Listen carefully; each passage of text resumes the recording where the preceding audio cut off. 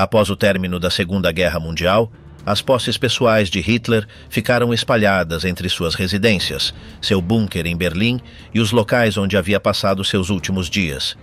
Muitas dessas peças foram tomadas por soldados aliados, outras terminaram em museus, algumas foram destruídas e várias continuam desaparecidas.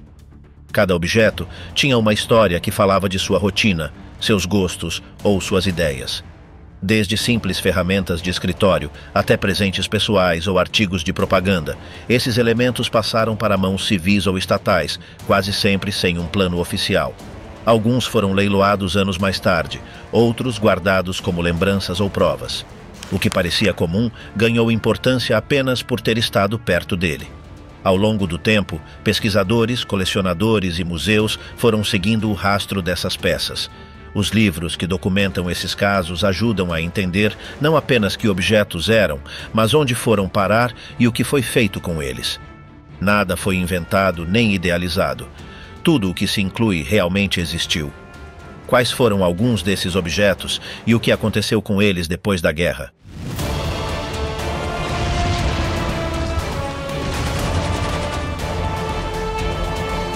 A caixa de aquarelas de Hitler.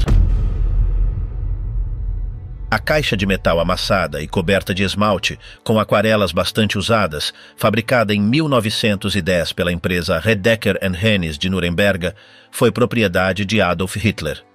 O correspondente de guerra belga, Robert Francot, a retirou da gaveta da escrivaninha de Hitler em seu apartamento em Munique, na rua Prinzregentenstrasse, em maio de 1945. É uma amostra de uma parte pouco comentada de sua vida, sua intenção de ser artista. Se o que escreveu em Minha Luta é verdade, Hitler tomou a decisão de se dedicar à arte quando tinha 12 anos. Com o apoio total de sua mãe viúva, que o adorava, insistia que algum dia seria um pintor reconhecido. Deixou a escola em 1905 para tentar isso. 2 anos depois, viajou a Viena com a ideia de entrar na Academia de Belas Artes. Levando uma pasta com seus desenhos, estava certo, segundo contou depois, de que aprovaria o exame sem problemas. Embora seus quadros costumem ser criticados, Hitler sabia desenhar com alguma técnica. Mesmo antes de chegar a Viena, sempre andava com sua caderneta de esboços, desenhando partes de edifícios que gostava ou cenários para as óperas que sonhava escrever.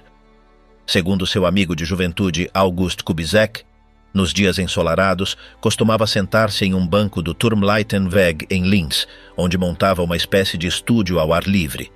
Ali lia, desenhava e pintava com aquarelas. Quando saiu de Linz para viver em Viena, Hitler se sentia confiante em relação ao ingresso na academia. Dizia que havia sido de longe o melhor na aula de desenho do colégio e que desde então havia avançado mais que a média. Mas não teve sorte. Embora o aceitassem para se apresentar ao exame, os juízes rejeitaram seus desenhos por serem fracos e disseram que havia incluído muito poucas faces. Chateado, voltou a tentar no ano seguinte, mas dessa vez nem o deixaram fazer a prova. Essa segunda rejeição o perseguiu até seus últimos dias. Nos anos que vieram, Hitler sobreviveu com o pouco que ganhava vendendo desenhos, primeiro em Viena e depois em Munique. Dizia que havia pintado entre 700 e 800 obras, que oferecia a umas 5 marcos cada uma. Sua forma de pintar era simples, direta e baseada na realidade. Seus temas eram quase sempre edifícios, flores ou paisagens abertas. "Pinto o que as pessoas querem", comentou uma vez. Ele prestava muita atenção aos detalhes, sobretudo aos elementos arquitetônicos, mas quase nunca incluía pessoas, um defeito que já lhe haviam apontado antes. Quando a guerra começou em 1914, Hitler levou suas aquarelas para a frente ocidental. Ali pintava o que via ao seu redor. O quadro que aparece na página oposta, feito em dezembro desse ano, mostra um monastério em ruínas após ser atingido por bombas em Messines, ao sul de Ypres. Não se sabe se nesse momento ainda pensava em se dedicar à arte ou se só o fazia como passatempo. O certo é que em sua primeira licença foi a Berlim e visitou várias galerias de arte. Embora por um tempo fantasiou com voltar a tentar entrar em uma escola de arte depois da guerra, logo a política ocupou todo o seu interesse. Desde então, o desenho ficou relegado a simples rabiscos ou anotações à margem, incluindo alguns planos arquitetônicos que mais tarde apareceriam no projeto de Germânia para redesenhar Berlim. Ver Esboço de Germania de Hitler, páginas 101 a 102. Apesar de ter deixado de pintar, Hitler impôs seu gosto na cultura do regime. Não aceitou a preferência de Goebbels pela arte moderna e decretou que o estilo oficial deveria ser clássico, com cenas familiares idealizadas em tons exagerados. Apoiou artistas como o escultor Arno Breker, enquanto designers mais inovadores, como os do movimento Bauhaus, foram expulsos do país. Os próprios quadros de Hitler foram apagados do mapa. Mandou pessoas de confiança comprá-los onde estivessem. Apenas alguns poucos foram publicados. Em 1937, mostrar esses quadros ficou proibido. Mas com o passar dos anos, vários apareceram em leilões. Alguns chegaram a ser vendidos por mais de 100 mil euros. A caixa de aquarelas, em contrapartida, foi vendida por 8 mil euros em 2010. Hitler dizia que não ter entrado na Academia de Viena o havia feito mais forte, mas no fundo nunca o superou. Essa rejeição mudou o rumo de sua vida. Foi o ponto onde deixou de lado seus sonhos como pintor e começou a acumular raiva. É impossível saber com certeza, mas é provável que essa frustração tenha influenciado, de alguma forma, em tudo o que veio depois. A bandeira nazista manchada de sangue que desapareceu após a guerra.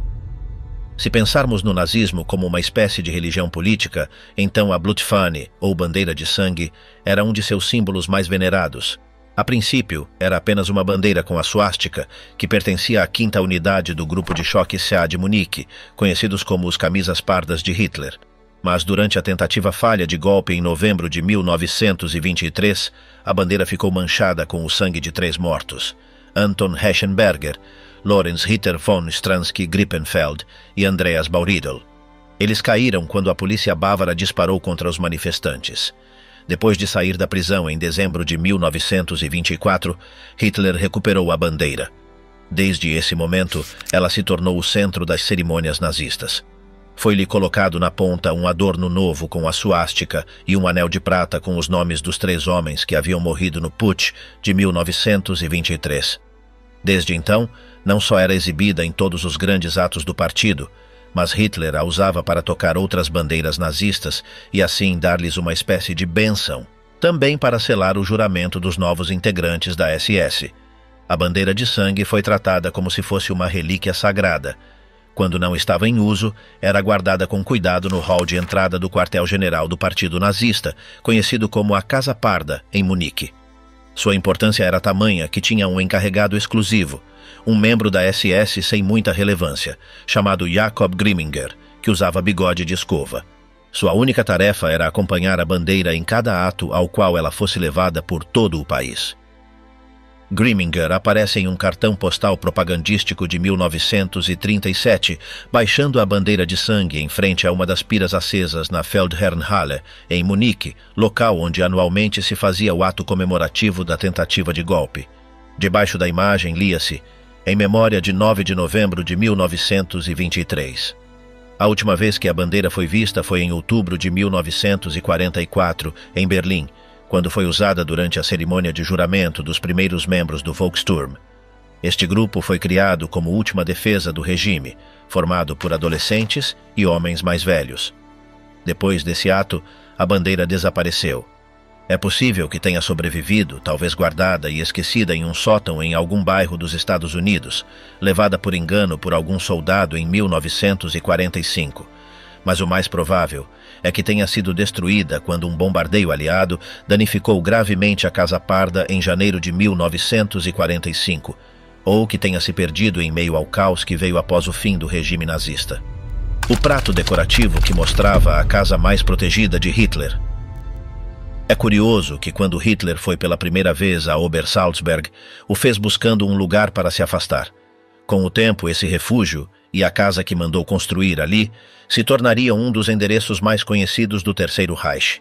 A primeira vez que conheceu Obersalzberg foi em 1923, quando seu guia ideológico, o escritor nacionalista Dietrich Eckart, se escondeu na região fugindo da polícia. Hitler se juntou a ele em uma pensão simples, usando o nome falso de Sr. Wolf, e ficou encantado com a paisagem. Em 1925, alugou uma pequena casa rural chamada Haus Wachenfeld. Depois, Graças aos lucros que começou a receber pelas vendas de Minha Luta, comprou a propriedade, que mais tarde converteria no Berghof. Mais adiante, comentou a importância desse local para ele. Quando vou a Obersalzberg, não é só pela beleza do lugar. Sinto-me longe das coisas pequenas, e isso faz com que minha cabeça funcione melhor. Se trato um tema em outro lugar, vejo-o mais borrado, os detalhes me afogam. À noite da cama, passo horas olhando as montanhas com a lua, e é aí que as ideias me chegam. Depois que o nomearam chanceler em 1933, essa casa começou pouco a pouco a se tornar uma espécie de lugar de visita obrigatória. A princípio, chegavam pessoas da região, depois de outras partes, com a esperança de ver o novo líder. Nesses primeiros anos, a vigilância era quase nula. Até 1936, Hitler costumava caminhar pelos caminhos sem muita companhia ou com algum guarda informal. Às vezes, os excursionistas o cumprimentavam e ele lhes respondia com a mão. Mas isso foi mudando. O lugar se tornou o centro do culto à sua figura. A segurança foi reforçada, a área foi cercada e patrulhada, e os guardas da SS organizavam os que se aproximavam para saudar. Para muitos desses visitantes, ir a Obersalzberg não estava completo sem levar algo. Um dos souvenirs típicos era um prato de parede feito de porcelana, como o que aparece na página anterior. Foi fabricado pela firma Rosenthal em Munique, era pintado à mão e envernizado e mostrava a Haus Wachenfeld na versão de 1934, depois das primeiras reformas que adicionaram uma garagem e um pequeno terraço. Ao fundo viam-se os picos de Reiteralp e à direita as montanhas baixas do Untersberg, lugar onde, segundo a lenda, dormia o imperador Frederico Barbarroja esperando seu retorno. Enquanto a casa ficava imortalizada em porcelana, a verdadeira não parava de se transformar. Em 1935, Hitler ordenou ampliá-la. Queria que o local refletisse melhor sua imagem como chefe do país. A primeira fase foi concluída em 1936 e foi ampliada novamente em 1939. Seus convidados ficavam impactados. O primeiro-ministro Neville Chamberlain, o duque e a duquesa de Windsor e o ex-premier britânico David Lloyd George, todos percorreram seus enormes salões, o grande terraço com vista para as montanhas e, sobretudo, a janela gigante que dava para o vale e podia ser subida ou descida com um botão. Para essa época, o Berghof já era o centro de uma pequena cidade nazista. Havia um quartel com mais de 2.000 soldados, além de casas para altos comandos como Martin Bormann, Hermann Göring e Albert Speer. A tranquilidade de antes havia desaparecido por completo. Todo o lugar estava rodeado por uma cerca dupla de arame farpado de 2 metros de altura. Para entrar, era preciso passar por 2 controles vigiados pela SS. Inclusive, expulsaram os vizinhos. Bormann, que era o secretário pessoal de Hitler e muito ambicioso, conseguiu ficar com as terras ao redor por meio de pressões, pagamentos forçados ou ameaças de mandá-los para campos de concentração. Com isso, Hitler se tornou quase um recluso quando estava ali. A época dos sorrisos e dos souvenirs já era parte do passado. Como a equipe de Hitler e muitas partes do governo o acompanhavam ao Berghof, a construção seguiu acelerada. Foi criada inclusive uma repartição do governo no vale em Stangás. Hitler passava longas temporadas na montanha, rodeado de seus colaboradores mais próximos e de visitas de alto nível. Ali foram tomadas decisões-chave, como a assinatura do pacto com a URSS em 1939 ou o ataque à União Soviética em 1941. Obersalzberg chegou a ser quase uma capital alternativa do regime. No final da guerra, foram escavados túneis subterrâneos e a zona foi reforçada contra bombardeios. O que antes era um refúgio nos Alpes se transformou em um lugar cheio de obras e até os vizinhos começaram a se cansar. Hitler dizia que quando tudo acabasse, queria comprar uma casinha simples, mas esse retiro tranquilo nunca chegou. Em abril de 1945, apenas uma semana antes de tirar a própria vida em Berlim, um ataque aéreo britânico atingiu Obersalzberg. Parte do Berghof ficou danificada e muitas zonas do complexo foram destruídas. Depois, em meio à desordem do colapso, os próprios homens da SS incendiaram o local. Pouco depois, a 101ª Divisão Aerotransportada dos Estados Unidos chegou e o saqueou por completo. Em 1952, o que restava do Berghof foi demolido com explosivos por ordem do governo da Baviera, para evitar que se tornasse um lugar de culto neonazista. Hoje em dia, a única coisa que se conserva é um muro de cimento coberto de musgo, perdido entre as árvores e os restos da floresta. O estojo de batom que Eva Braun deixou no bunker. Eva Braun foi uma figura-chave na história do Terceiro Reich. Foi a companheira sentimental e acompanhante de Hitler por mais de 10 anos. Conheceram-se em 1929, quando ela trabalhava como assistente no estúdio fotográfico de Heinrich Hoffmann, em Munique. 3 anos depois, começou uma relação que marcaria sua vida por completo. No final, compartilhou sua morte com ele, tirando a própria vida junto a seu esposo, em 30 de abril de 1945, no bunker da chancelaria do Reich. Sua juventude foi muito normal. Nascida em 1912, em uma família de classe média de Munique, estudou em um colégio católico com notas regulares. Mais tarde encontrou emprego com Hoffmann, o fotógrafo pessoal de Hitler. Loira, de olhos azuis, tinha uma aparência chamativa. Hoffmann dizia que parecia uma boneca. Era alegre, gostava de se divertir e tinha uma atitude leve, embora em geral fosse uma jovem comum. Albert Speer chegou a dizer que, com o tempo, os historiadores se decepcionariam com ela. Seu vínculo com Hitler foi estranho, sobretudo pelo quão oculto foi. Embora tenha começado no final de 1932, Eva ficou completamente em segundo plano. Ao contrário de Geli Raubal, não lhe era permitido aparecer junto a Hitler em público. Nas raras vezes em que o acompanhou, como em uma viagem à Itália em 1938, foi camuflada dentro da equipe de fotógrafos de Hoffmann. Essa precaução era parte do controle total que Hitler queria sobre sua imagem, especialmente depois do escândalo pelo suicídio de Geli em 1931. Por isso repetia que ele estava casado com o povo alemão. Durante os 12 anos seguintes, Eva Braun viveu na sombra. Embora fosse próxima do círculo de confiança em Obersalzberg, o público alemão não sabia de sua existência. A princípio, esse papel ambíguo lhe era difícil. Não era reconhecida como esposa nem como amante. Talvez por isso tenha tentado se suicidar 2 vezes, em 1932 e em 1935. Em seu diário, no dia de seu aniversário em 1935, escreveu: "Hoje completo 23 anos, mas isso não quer dizer que esteja contente. Neste momento, com certeza não estou." Com o tempo, acostumou-se à vida reclusa que tinha junto a Hitler.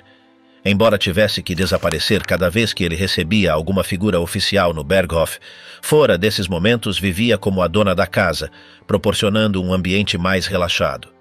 O pessoal em Obersalzberg recordava sua rotina confortável e de muito luxo. Ela trocava de roupa algumas vezes ao dia e recebia sua cabeleireira de forma habitual. Além disso, costumava passear com seus 2 cães, Negus e Stasi, ou ler romances em seu tempo livre. Nada lhe faltava. Tinha uma equipe completa de assistentes que não podiam dizer seu nome fora da residência. Sempre estava bem vestida e exibia com frequência os presentes que recebia de Hitler: relógios de ouro, joias e objetos decorativos. Albert Speer, inclusive, desenhou para ela um símbolo com suas iniciais EB em forma de trevo, que acabou gravado em muitas de suas coisas. Esse design aparece, por exemplo, dentro de um estojo de batom muito decorado, feito com prata italiana. Esse estojo, como outras de suas coisas, provavelmente foi presenteado depois a alguém do pessoal do Berghof. Paradoxalmente, Hitler não estava muito contente com o estilo chamativo de Eva. Não gostava de suas constantes trocas de roupa e não entendia seu interesse pela moda. Ele tinha uma visão muito estrita sobre a beleza e preferia que as mulheres fossem discretas, sem muita maquiagem. Certa vez, ao ver um guardanapo manchado de batom, surpreendeu suas secretárias com sua absurda teoria de que esse tipo de cosmético era feito com gordura dos esgotos de Paris. Além disso, Hitler tinha ideias bastante antiquadas sobre as mulheres. Embora não fosse raro para a época, sua forma de pensar não teria agradado a Eva. Em uma conversa, ele disse a alguém que uma mulher devia ser uma coisa suave, terna, ingênua e tola. Em outra ocasião, gabou-se de que não precisava que as mulheres fossem inteligentes. "Eu tenho ideias suficientes para os 2", garantiu. Talvez em Eva Braun ele tenha encontrado justamente o que procurava: uma mulher bonita, carinhosa e que não o contrariasse em nada. A natureza exata do vínculo entre Hitler e Eva Braun ainda é analisada por alguns historiadores.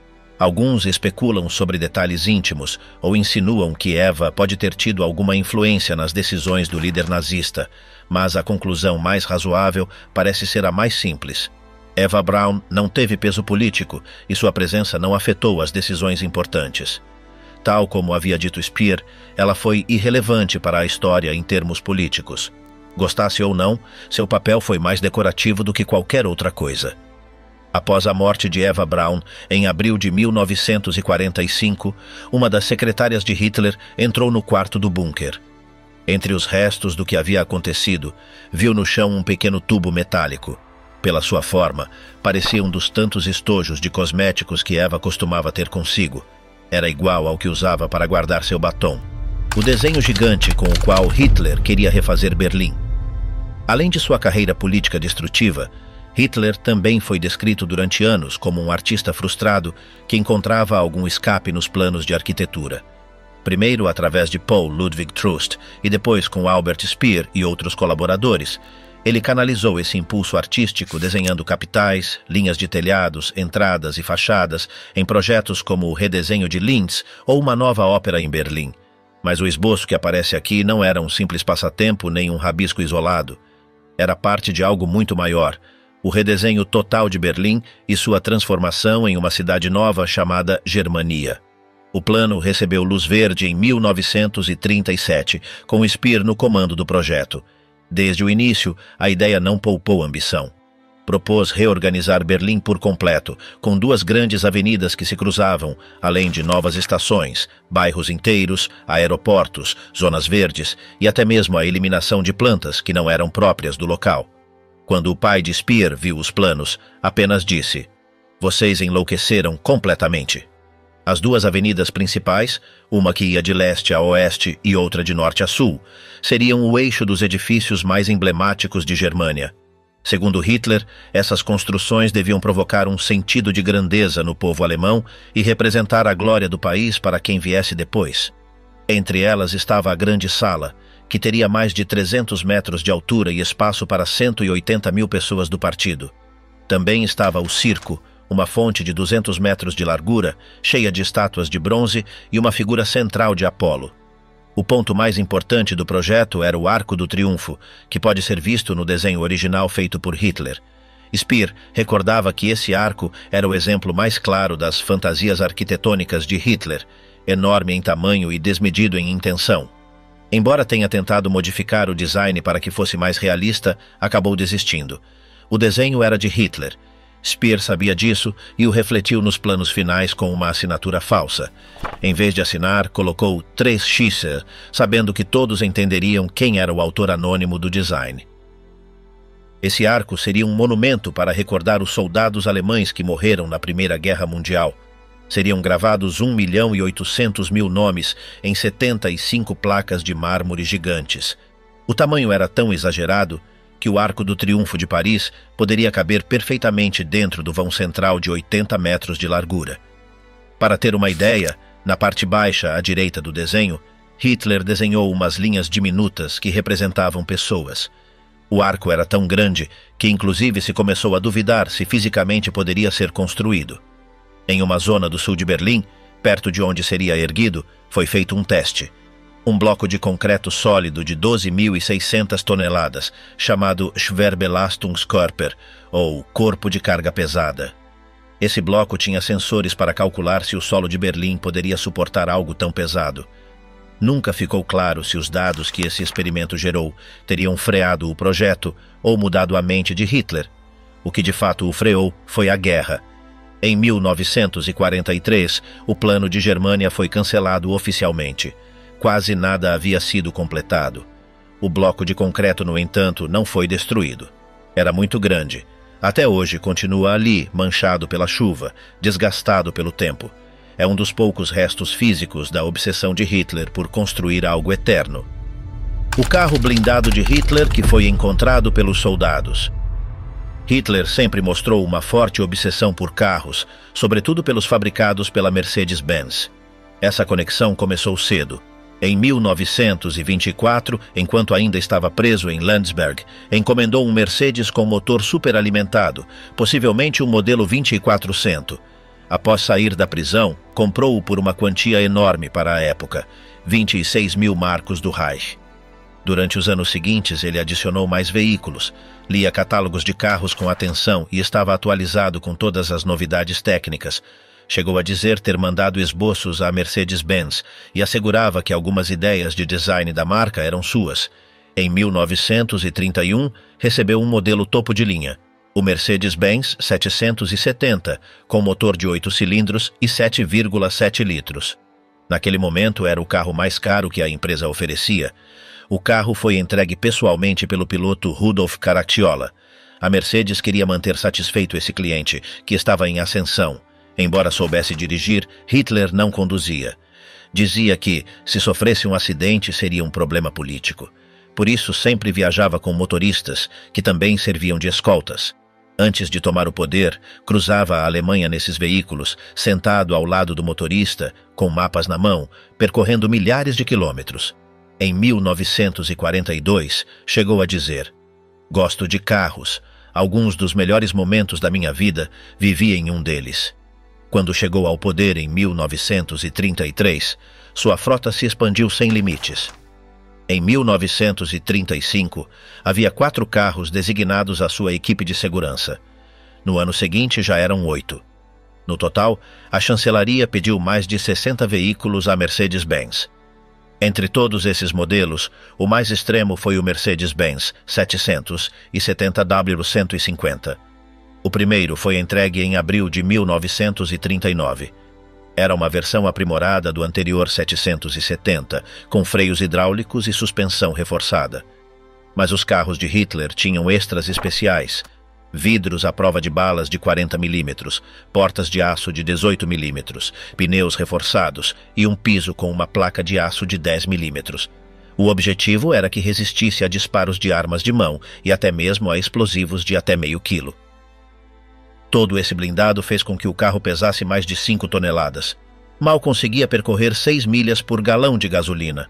Apesar disso, Hitler ficou encantado. Quando viu o primeiro modelo, disse: "A partir de agora só usarei este carro." Estava tão satisfeito que mandou fabricar outros para presentear seus aliados. Foram feitos apenas 10 e entregues a líderes como Mannerheim na Finlândia, Antonescu na Romênia, Quisling na Noruega, Franco na Espanha e o rei Boris da Bulgária. Apesar de suas palavras, Hitler não usava sempre esse modelo. Também viajava em outros 540K blindados do parque oficial. Sempre que saía em público, o fazia em caravana, com vários carros. Um abria caminho, outro era o seu e os demais levavam escoltas. Em 1938, um observador britânico escreveu: "A fila de Mercedes pretos avançando era inquietante. Iam armados com metralhadoras e não deixavam que ninguém se aproximasse." No entanto, não estava claro quanta proteção esses carros ofereciam. Muitos eram descapotáveis, e Hitler costumava ficar em pé no assento do passageiro para saudar. Nessas condições, qualquer um com uma arma poderia atacá-lo. Para ele, era mais importante que o vissem do que o protegessem. Depois do colapso do regime em 1945, um desses Mercedes-Benz 770W150 foi encontrado no sul da Alemanha, perto de Salzburgo. As tropas americanas da 20ª Divisão Blindada o encontraram sobre uma plataforma ferroviária, muito perto do Berghof, a residência alpina de Hitler. O carro havia recebido impactos de bala e tinha danos visíveis, mas continuava funcionando. Repintaram-no com cores militares e o usaram para transportar oficiais do exército americano. Nesse mesmo ano, o carro cruzou o Atlântico rumo aos Estados Unidos, onde participou em campanhas para vender bônus de guerra. Em 1956, foi leiloado como excedente militar em Maryland. Um colecionador canadense o comprou por $725 e o levou para Toronto. Lá foi restaurado, embora com alguns erros. Foi adicionada uma luz central que não fazia parte do design original. Em 1970, o veículo passou a fazer parte da coleção do Museu Canadense da Guerra, em Ottawa. A princípio, pensava-se que havia pertencido a Hermann Göring, mas nos anos 80, um pesquisador do museu, Ludwig Koch, revisou o número de série e o comparou com os arquivos da Daimler-Benz. Descobriu-se que esse carro foi entregue diretamente à chancelaria do Reich em 8 de julho de 1940. Era para uso exclusivo de Hitler. Com essa prova, anos de confusão foram corrigidos. O carro não era de Göring. Foi um dos carros blindados que Hitler usou durante o Terceiro Reich. Desde então, o museu o mantém como uma de suas peças centrais. Atualmente, ele continua em exibição, com toda a sua história documentada. O globo de Hitler que um soldado levou como lembrança. Em maio de 1945, enquanto os aliados avançavam sobre o que restava do Terceiro Reich, um soldado americano entrou na residência alpina de Hitler, o Berghof. Lá, em um dos cômodos, encontrou um globo terrestre de mesa, colocado sobre um móvel junto a uma cadeira de madeira. Sem hesitar, ele o pegou como lembrança. Esse globo não era um adorno qualquer. Fazia parte do ambiente de trabalho de Hitler e havia sido utilizado por ele para estudar mapas, revisar campanhas e analisar rotas. O soldado se chamava John Barsamian, veterano do Exército dos Estados Unidos. Ele tinha 91 anos quando contou sua história. Havia conservado o globo por décadas e decidiu vendê-lo em um leilão devido à sua idade avançada. O objeto havia permanecido em sua casa como testemunha silenciosa de sua passagem pela história, até que decidiu se desfazer dele. O comprador foi Robert Pritchkin, um ex-publicitário de 78 anos e amigo do veterano. Ele pagou $100 mil mais 15% de comissão à casa de leilões, o que elevou o total para $115 mil. Para Pritchkin, não era apenas uma compra. Era uma peça direta de um dos períodos mais sombrios do século XX. Segundo explicou seu assistente, Matthew Davis, o que tornava o objeto valioso não era o globo em si, mas quem o havia usado. Esse detalhe mudava completamente seu valor. O modelo era comum em sua época, mas o fato de ter estado nas mãos de Hitler o convertia em algo único. Durante o Terceiro Reich, Hitler usava regularmente esse tipo de globos para visualizar suas campanhas militares. Tinha vários, tanto no Berghof quanto na chancelaria. Ele gostava de movê-los com as mãos, apontar áreas com o dedo e fazer comentários sobre territórios que queria conquistar ou controlar. Embora muitas vezes trabalhasse com mapas desdobrados sobre a mesa, o globo era mais prático para ver o conjunto da Europa e comparar localizações em larga escala. Seus ajudantes sabiam que ele o usava para planejar e para fazer demonstrações improvisadas a seus visitantes. O globo não era de grande tamanho, tinha uma base de madeira e um aro metálico que sustentava a esfera. Os nomes dos países e cidades estavam em alemão e mostrava fronteiras tal como eram conhecidas antes de 1939. Alguns detalhes eram obsoletos já para o final da guerra, mas Hitler continuava usando-o como referência geral. Ele o consultava sobretudo em seus dias no Berghof, quando recebia chefes de Estado, generais ou aliados políticos. Ali, em meio ao ambiente montanhoso, o globo funcionava como ferramenta e símbolo de sua ambição territorial. A existência deste objeto tornou-se pública quando a casa de leilões o anunciou como o Globo do Berghof. Alguns duvidaram de sua autenticidade, mas o testemunho de Barsamian e os documentos de procedência o respaldavam. O veterano havia pegado o objeto diretamente da residência de Hitler em 1945. Ele esteve lá como parte do pessoal militar americano que chegou à zona quando os alemães já haviam se rendido. O Berghof havia sido abandonado e saqueado. Muitos objetos foram levados por soldados como troféus pessoais. Alguns desapareceram sem deixar rastro. Outros, como este globo, reapareceram décadas depois. Durante anos, Barsamian o teve em sua sala, sem dar-lhe muita importância. Somente em seus últimos anos decidiu vendê-lo. Seu estado era aceitável. A base tinha marcas do tempo, mas a esfera se mantinha intacta. Não tinha assinatura nem marcas especiais, mas mostrava sinais de uso. Segundo os especialistas, isso coincidia com outros objetos que se sabia serem autênticos. Este não foi o único globo vinculado a Hitler que circulou após a guerra. Existem outros 2 exemplares que foram atribuídos ao ditador. Um foi vendido em um leilão anterior em Londres, e outro está em um museu militar em Washington.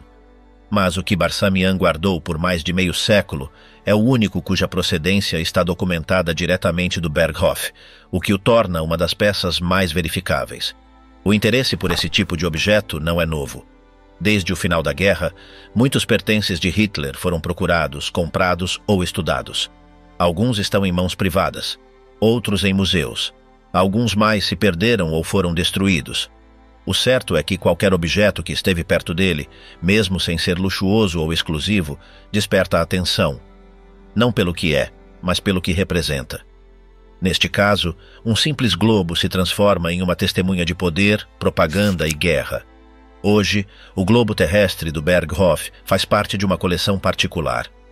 Pritikin o conserva como um objeto histórico. Não o exibe publicamente, mas permitiu que fosse documentado e fotografado. Em suas palavras, não é uma homenagem, mas uma forma de recordar o que ocorreu. Para ele, conservar o globo não é admirar quem o usou, mas entender melhor como pensava. Este objeto resume a contradição de muitas lembranças do Terceiro Reich. Peças comuns que, ao estarem ligadas a Hitler, se tornam incômodas, valiosas ou perigosas, dependendo do contexto. O globo sobreviveu à queda do regime, ao saque, ao pó dos anos e voltou a surgir como peça histórica. Não diz nada por si mesmo, mas mostra que mesmo os objetos mudos têm memória. O telefone vermelho com o qual Hitler deu suas últimas ordens. Nos últimos dias do regime nazista, enquanto Berlim desmoronava sob o avanço soviético, Hitler se refugiava em seu bunker subterrâneo. A 8 metros sob a terra, entre muros de concreto reforçado, passava suas horas dando ordens, recebendo informes e isolando-se do colapso de seu império. Dentro desse espaço fechado e escuro, um dos objetos que mais usou foi um telefone de baquelite vermelho. Estava colocado sobre uma escrivaninha junto à sua cadeira habitual, e era o aparelho de onde falava com seus generais, seus assistentes e, ocasionalmente, com seus aliados. Esse telefone, fabricado pela Siemens, tinha gravada na parte traseira a insígnia da águia nazista junto à suástica. Sua aparência era simples, mas sua carga simbólica e operacional era enorme. Era uma linha direta com o exterior, com os escritórios do alto comando, com os centros de defesa e com os refúgios dos principais líderes. Dali, Hitler deu muitas de suas últimas ordens. Movimentos impossíveis, defesas inexistentes, instruções que ninguém podia cumprir, mas que continuavam saindo desse telefone até o final. Quando o Exército Vermelho tomou Berlim em maio de 1945, vários soldados entraram no bunker. Ali encontraram documentos, móveis, restos queimados e, entre tudo isso, o telefone. Um dos oficiais que o viu primeiro foi um comandante soviético. Mas, dias mais tarde, os restos do bunker ficaram sob a custódia das forças britânicas. Foi então que o telefone passou para as mãos de um oficial britânico, o brigadeiro Ralph Rainer, que estava na Alemanha em tarefas de ligação. Rainer recebeu o objeto como presente do Exército Vermelho, levaram-no à superfície e entregaram-no como troféu de guerra. Ninguém naquele momento imaginava que esse aparelho ia sobreviver décadas, nem que terminaria sendo uma das peças mais representativas do bunker de Hitler. Rainer o levou para a Inglaterra e o manteve em sua casa de campo, guardado como uma relíquia de sua passagem pela história. Ali permaneceu por mais de 70 anos, até que sua família decidiu colocá-lo à venda. Em 2017, o telefone foi leiloado nos Estados Unidos. A casa de leilões o apresentou como o telefone de Hitler do bunker de Berlim, acompanhado por documentos que confirmavam sua origem. A peça incluía uma carta do próprio Rainer, na qual ele relatava como havia recebido o objeto e como havia estado presente no local onde o encontrou. Também havia fotografias do aparelho em sua casa e registros alfandegários de sua transferência da Alemanha. O telefone foi vendido a um comprador privado pela soma de $243 mil, tornando-se um dos objetos mais caros vinculados ao regime nazista. Alguns questionaram a ética de vender esse tipo de objeto, mas a casa de leilões argumentou que se tratava de história, não de propaganda. O objeto, disseram, falava por si só. Não glorificava nada, mas mostrava o vínculo direto entre um líder e suas decisões. O design do aparelho era comum para a época. A baquelite vermelha se conservava em bom estado, embora mostrasse sinais do uso e da passagem do tempo. O fone era original, assim como o cabo trançado. Na base continuavam visíveis os gravados do Terceiro Reich e não havia dúvidas de que se tratava de um telefone militar, adaptado para uso interno de altos comandos. Sua conexão direta com o bunker e com Hitler foi respaldada pelo depoimento de Heiner e por especialistas que analisaram a peça. Ao longo dos anos, vários telefones foram atribuídos a Hitler. Alguns se encontravam na chancelaria do Reich, outros em trens especiais ou em residências como o Berghof. Mas este, em particular, foi o que ele usou em seus últimos dias, quando já não restavam tropas suficientes, nem esperança, nem margem para negociar. Desse aparelho, ordenou-se resistir a todo custo, embora as ruas de Berlim estivessem tomadas e o som dos disparos chegasse até a porta do refúgio. O telefone se transformou em símbolo, não por sua tecnologia, mas pelas decisões que foram tomadas através dele. Dali, ordenou-se executar desertores, mover unidades que já não existiam e rejeitar negociações. Tornou-se a voz final de um regime que se recusava a render-se, mesmo quando tudo estava perdido. O objeto, simples na aparência, representa uma conexão direta com o poder absoluto, isolado e em queda. Após o leilão, o novo dono decidiu conservá-lo como parte de uma coleção privada. O objeto não está em exibição pública, mas foi permitido que fosse fotografado, estudado e documentado por especialistas em história militar. Sua existência reabriu o debate sobre o que fazer com esse tipo de peça. Devem ser mostradas em museus, guardadas em coleções privadas ou retiradas completamente de circulação. Para os historiadores, o telefone tem um valor concreto. Mostra como Hitler continuava dando ordens até o último momento. Não abandonou o controle, nem mesmo quando era evidente que tudo havia terminado. Manteve o telefone perto como uma forma de sustentar o comando. Embora já não restassem opções reais, ele continuava falando, como se ainda dirigisse um exército completo. Os restos do bunker foram selados com o tempo. Hoje, nesse mesmo lugar, há um estacionamento. Apenas uma placa discreta lembra que ali terminou o regime nazista. Mas o telefone sobreviveu. Foi resgatado, guardado, vendido e agora faz parte do registro material da história. Não é um objeto neutro. É uma ferramenta que esteve no centro de uma cadeia de decisões que marcaram a Europa inteira. Para muitos, ver esse telefone é ver o último fio de poder de Hitler. Não tem adornos nem luxos. É vermelho, pesado, marcado com símbolos de um regime caído. Mas representa a ideia do controle total até o último minuto. Por isso, sua conservação não é um gesto de nostalgia, mas uma advertência. Recordar que mesmo os objetos mais simples podem estar carregados com o peso de decisões que mudaram o mundo. O testamento de Hitler. Na manhã de 29 de abril de 1945, quando já se ouviam os disparos das tropas soviéticas a poucos metros do bunker, Hitler pediu papel, tinta e uma secretária. Queria deixar por escrito suas últimas decisões antes de morrer. Ele o fez de seu escritório subterrâneo, no mesmo lugar onde havia passado os últimos meses refugiado da derrota. Chamou sua datilógrafa de confiança, Traudl Junge, e ditou o que seria seu testamento político e seu testamento pessoal. O documento consistia em duas partes. Na primeira, Hitler explicava por que não ia se render. Dizia que preferia morrer a ser capturado pelos soviéticos.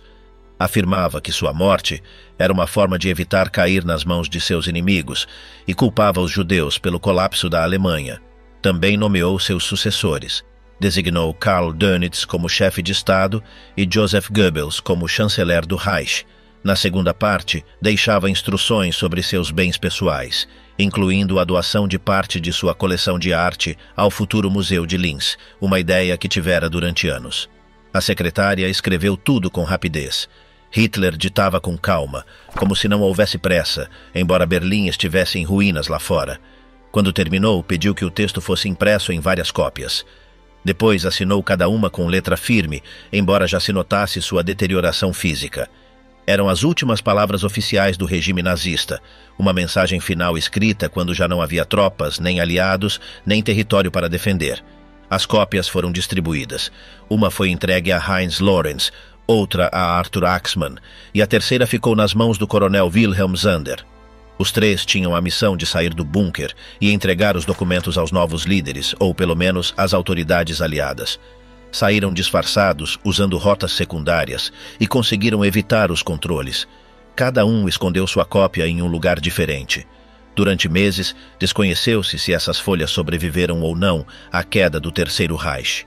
Em dezembro de 1945, as autoridades britânicas capturaram Zander, no sul da Alemanha.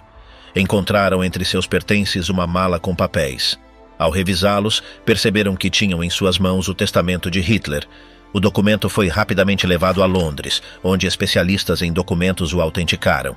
A escrita, os selos, a forma de redigir, tudo coincidia. Era original. Nesse mesmo ano, os britânicos decidiram divulgá-lo. Entregaram-no à imprensa internacional e foi publicado em vários jornais. O conteúdo causou impacto. Era a primeira vez que o mundo lia, de forma direta, as últimas palavras do ditador. Embora não mudasse nada sobre o resultado da guerra, ajudava a entender como ele pensava até o final. Não mostrava arrependimento, nem dúvida, nem revisão. Apenas repetia as mesmas ideias de sempre. Depois de sua publicação, o documento ficou sob custódia militar. Durante um tempo, esteve arquivado em Londres, em um escritório de documentação do Ministério da Defesa. Depois foi transferido para o Arquivo Nacional Britânico, onde foi catalogado como prova histórica. A cópia original que estava nas mãos de Zander foi conservada em uma pasta especial, protegida da deterioração. Outras duas cópias também foram localizadas, a de Lawrence e a de Axmann, embora em piores condições. Anos mais tarde, uma cópia datilografada foi trasladada para o Arquivo dos Julgamentos de Nuremberg. Ali foi mostrada como parte do material que provava a estrutura do regime nazista. Não foi usada diretamente como prova contra os acusados, mas sim como parte do contexto político que mostrava que Hitler não havia delegado o poder em condições democráticas, mas que havia desenhado um plano de continuidade para seus colaboradores mais próximos. No documento, Hitler não mencionava Eva Braun, embora tivessem se casado horas antes de ditá-lo. Também não falava do genocídio, nem das campanhas militares que haviam terminado em derrota. Só falava de fidelidade, de luta, de traição e da necessidade de continuar o legado. Em seu testamento pessoal, sim, deixava instruções sobre sua propriedade privada. Queria que seus pertences mais valiosos não caíssem em mãos inimigas. Pedia que seus restos e os de Eva Braun fossem queimados e que alguns objetos fossem entregues à sua família ou ao seu pessoal mais próximo. Apesar de seus desejos, a maioria de seus bens foi apreendida pelas forças aliadas. O Museu de Linz nunca foi construído. Sua residência foi destruída. Suas obras de arte terminaram nas mãos do exército americano, que as trasladou para depósitos especiais. Suas contas bancárias foram congeladas. A única coisa que se conservou integralmente foi o documento que assinou em sua última noite de vida. Hoje, o testamento de Hitler se conserva em 3 arquivos diferentes. A cópia de Zander está no Arquivo Nacional do Reino Unido. A de Lawrence foi entregue a uma fundação alemã. A de Axmann se encontra nos arquivos do Exército Americano. Todas estão sob custódia, escaneadas, protegidas e disponíveis para investigação, embora nem sempre estejam em exibição. O documento foi reproduzido em livros, documentários e estudos históricos. Não se trata de uma curiosidade, mas de um elemento que permite fechar o círculo do poder nazista. Escrito em um momento em que já tudo estava perdido, o testamento não busca reconciliação nem oferece explicações. É uma reafirmação final de sua ideologia, sem matizes. Uma peça fria, sem emoções, redigida como se ainda dirigisse um Estado que já não existia. Para os historiadores, este objeto é essencial, não só por seu valor documental, mas porque reflete a mentalidade com a qual Hitler enfrentou suas últimas horas. Não se rendeu, não admitiu erros, não mudou seu discurso. Morreu repetindo o mesmo que havia dito durante anos, e deixou por escrito essa mesma linha, com os mesmos inimigos, as mesmas ideias e as mesmas ordens. Esse papel sobreviveu aos bombardeios, às fugas, ao saque e à passagem do tempo. É um dos poucos objetos pessoais que refletem com exatidão a forma como Hitler quis que o recordassem. Por isso, seu valor não está no papel nem na assinatura, mas na confirmação de que, até o último momento, ele não mudou uma palavra sequer. A pequena escova com a qual Hitler cuidava do seu bigode. Embora possa parecer um detalhe menor, o objeto representa uma das marcas visuais mais reconhecíveis do ditador. Seu bigode curto, aparado em forma de retângulo estreito, foi parte essencial de sua imagem durante décadas. E essa escova, encontrada entre seus pertences no Berghof por soldados americanos, fazia parte de sua rotina diária de higiene. A escova era simples, feita com materiais comuns para a época. O cabo era de madeira polida, algo escurecido pelo uso. As cerdas eram de javali, dispostas em linhas estreitas. Não tinha marcas visíveis de fabricante, nem adornos, nem personalizações. Ao contrário de outros objetos de Hitler, como sua louça com iniciais gravadas ou suas canetas de luxo, este artigo não mostrava ostentação alguma. Era funcional, direto e discreto. No entanto, estava guardada em uma caixa de couro marrom junto a outros utensílios de higiene, o que indicava que era parte de um conjunto que usava com frequência. Os membros do círculo próximo de Hitler comentaram em várias ocasiões sobre sua obsessão com a aparência. Embora evitasse a maquiagem ou os perfumes chamativos, era muito rigoroso com seu penteado e seu bigode. Mantinha uma rotina de cuidados pessoais que seguia quase sem variação. Cada manhã, depois do café da manhã, passava vários minutos em frente ao espelho, ajustando cada detalhe. O bigode requeria atenção específica. Usava uma pequena tesoura para apará-lo e depois a escova para dar-lhe forma. Segundo os testemunhos de seus assistentes pessoais, como Heinz Linger, Hitler era extremamente meticuloso. Não deixava que ninguém mais tocasse sua escova, guardava-a ele mesmo em uma gaveta com chave e a limpava com frequência. Não era raro vê-lo esfregar as cerdas com um pano seco depois de usá-la. Tinha várias cópias idênticas, mas sempre usava a mesma, salvo se estivesse viajando. Nesses casos, levava uma versão de viagem embrulhada em tecido. A escova foi recuperada por um oficial americano em maio de 1945. Fazia parte do saque recolhido no Berghof antes que o complexo fosse pilhado e queimado. O militar a pegou sem saber exatamente o que era, pensando que poderia ser uma escova para barba ou cabelo. Anos mais tarde, comparando-a com fotos de Hitler usando artigos de toalete, confirmou-se seu uso específico para o bigode. O objeto passou de mão em mão até que terminou em uma coleção particular no Texas. Embora pequena, a escova representa um símbolo de identidade. O bigode de Hitler foi objeto de sátira, propaganda, imitações e análises. Mas sua manutenção era algo que ele levava a sério. Não o deixava crescer além de alguns milímetros. A forma exata que usava, conhecida em inglês como toothbrush mustache, havia sido popular antes da guerra, mas com o tempo ficou associada quase exclusivamente a ele. Charlie Chaplin a usou em tom humorístico e mais tarde a rejeitou abertamente. Muitos atores se recusaram a usá-la, pelo que representa. Os estudos sobre a estética do nazismo também mencionaram como a imagem física de Hitler, incluindo seu bigode, foi cuidadosamente construída para projetar uma mistura de autoridade, simplicidade e rigidez. Não havia nada espontâneo. Cada detalhe visual era pensado para reforçar sua figura como líder. A escova, portanto, era parte dessa construção. Não era apenas um artigo de uso pessoal, era uma ferramenta de imagem. O colecionador que o possui atualmente permitiu que fosse estudado por especialistas em objetos do Terceiro Reich. Confirmou-se que o tipo de madeira e a forma das cerdas eram coerentes com os artigos de cuidado pessoal alemães dos anos 30 e 40. Também foi feita uma análise de desgaste que coincidia com o uso prolongado. Não havia nenhuma marca que confirmasse 100% seu uso por Hitler, mas a procedência direta do Berghof e a coincidência com fotos do ditador o respaldavam com força. A escova foi oferecida brevemente em leilão em 2003, mas foi retirada após receber pressões de grupos que se opunham à comercialização de objetos vinculados ao nazismo. Desde então, tem sido conservada em um ambiente privado, fora de exposição pública. Foram tiradas fotografias e documentado seu estado. O atual proprietário não manifestou intenção de vendê-la. E só permitiu que historiadores tivessem acesso a ela para fins acadêmicos. Ao contrário de outros objetos como armas, uniformes ou documentos oficiais, esta escova não tem um uso militar nem político direto. No entanto, seu valor reside no simbólico. Mostra como até os artigos mais cotidianos podem formar parte do aparato de poder. O cuidado da imagem, no caso de Hitler, não era um assunto menor. Era uma ferramenta de domínio. O bigode não era apenas pelo facial.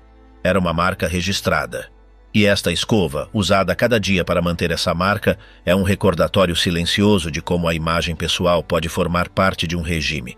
Não se sabe com certeza quantos objetos de asseio pessoal de Hitler se conservaram.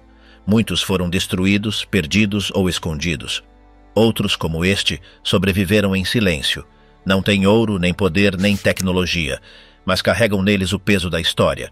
A escova, pequena, simples, de uso diário, foi parte da rotina de um dos líderes mais destrutivos do século XX. Hoje sua existência não gera admiração, mas desconforto.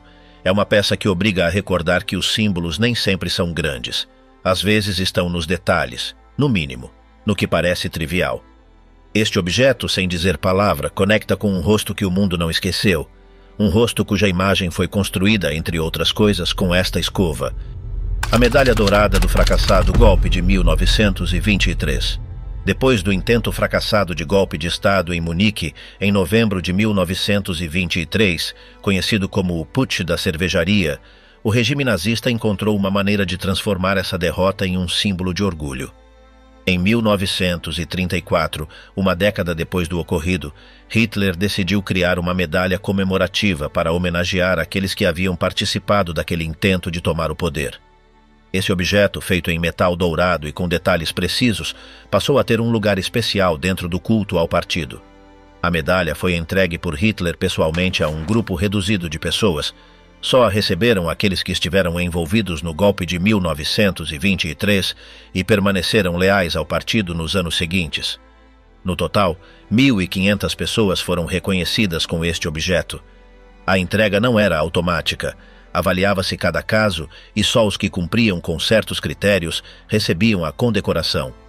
O design foi realizado com muito cuidado, buscando representar os valores do partido e a importância do evento. A peça tinha forma ovalada, media 38 por 33 milímetros e pesava 19 gramas. Na frente mostrava um capacete militar em relevo, localizado sobre uma coroa de folhas de carvalho. Abaixo aparecia a data 9 de novembro de 1923. No verso, uma suástica grande dominava o espaço. Sobre ela estavam os nomes dos mártires do golpe, em especial os 16 falecidos que se converteram em símbolos do movimento. Na parte inferior lia-se a frase "Und ihr habt doch gesiegt", e, no entanto, vencestes. Cada medalha vinha acompanhada de um certificado assinado por Hitler. Este documento oficializava a entrega e detalhava o motivo do reconhecimento. Não era uma medalha qualquer. Dentro do partido era considerada uma distinção de alto nível. Quem a usava era visto como membro original do movimento, gente que havia estado desde o princípio.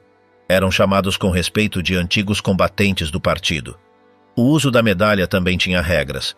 Só podia ser usada em certos eventos específicos do partido, como as comemorações anuais do Putsch em Munique. Além disso, devia ser colocada no lado esquerdo do peito, acima de outras insígnias. Não era permitido que alguém sem autorização portasse uma cópia. Era um símbolo de identidade interna, que marcava hierarquias entre os membros do partido nazista. Um dos aspectos mais curiosos desta medalha foi sua fabricação. Embora parecesse de ouro, na realidade era feita de uma liga dourada com acabamento envelhecido. Isso lhe dava um aspecto antigo e sério. Foi produzida pela empresa Dassler & Son, localizada em Munique, a mesma que fabricou muitas outras insígnias do Terceiro Reich. Cada unidade era numerada e registrada, para evitar falsificações ou usos indevidos. Com o passar dos anos, a medalha se converteu em um objeto de culto dentro do partido. Os portadores eram convidados a atos especiais e recebiam certos privilégios dentro da hierarquia do regime. Inclusive se falava deles como se fossem uma espécie de elite dentro do nazismo. Ser dono dessa medalha implicava ter estado no núcleo duro do movimento desde o início. No final da guerra, muitas dessas medalhas desapareceram. Algumas foram enterradas por seus donos, outras se perderam durante os bombardeios ou as evacuações. Também houve quem as destruísse para não ser identificado como antigo membro do partido nazista. No entanto, vários exemplares sobreviveram. Algumas foram encontradas por soldados aliados em 1945, entre os restos de edifícios oficiais ou nas pertenças pessoais de altos comandos capturados. Com o passar do tempo, a medalha do Putsch tornou-se um objeto procurado por colecionadores de memorabilia militar. Apareceram em leilões privados, casas especializadas e coleções particulares. Um dos exemplares mais bem conservados encontra-se hoje no Imperial War Museum de Londres. Foi doado por um veterano britânico que o havia recuperado em 1945 ao entrar em um edifício do partido na Baviera. A peça foi autenticada e agora faz parte de uma exibição permanente sobre a propaganda e os símbolos do regime nazista. Outro exemplar foi encontrado na Áustria, em uma propriedade abandonada perto de Linz. Um agricultor o encontrou enquanto fazia reparos em um estábulo. O objeto estava dentro de uma caixa metálica, junto a outros documentos do partido. Após ser revisado por autoridades locais, sua autenticidade foi confirmada. Depois foi entregue a um museu regional para sua conservação. Hoje, a medalha do golpe falido de Munique continua gerando debate. Alguns a consideram uma peça histórica que ajuda a entender como o regime construiu sua narrativa interna. Outros a veem como um símbolo de fanatismo que não deve ser exibido. Seja qual for a postura, é um fato que esse objeto resume uma etapa-chave da história alemã. A passagem de um pequeno movimento marginal para uma ditadura totalitária. O objeto já não representa lealdade nem reconhecimento. Agora faz parte do arquivo material de uma época marcada pelo extremismo. Sua existência ajuda a reconstruir a história a partir do tangível, do que ficou nas mãos, nos uniformes e nos bolsos daqueles que foram parte do regime. Nesse sentido, mais que um prêmio, a medalha do Putsch se converteu em uma testemunha silenciosa de uma ambição política que terminou em ruína. Ao longo do tempo, muitos objetos que estiveram nas mãos de Hitler conseguiram sair do círculo fechado do poder. Cada um foi testemunha silenciosa de uma fase que marcou milhões de pessoas. Desde uma simples caixa de aquarelas até o telefone que usou em seus últimos dias, todos esses artigos foram encontrados em búnkeres, escritórios, residências e campos devastados após a queda do regime. Nenhum desses objetos foi criado para durar mais que o próprio Terceiro Reich, mas alguns sobreviveram por acaso, por saque ou por decisão de quem os encontrou. Muitos foram ocultados, vendidos, presenteados ou conservados em segredo. Hoje, grande parte está em museus, em coleções particulares ou em arquivos oficiais, onde já não representam poder nem autoridade, mas provas físicas de uma ditadura que colapsou por dentro. Cada peça resgatada não fala de ideais nem de ideologias, mas de controle, ambição e propaganda. Este percurso pelo que ficou para trás não busca admiração nem condenação, apenas revela com fatos e sem interpretações o que realmente aconteceu com os pertences pessoais do ditador depois da guerra.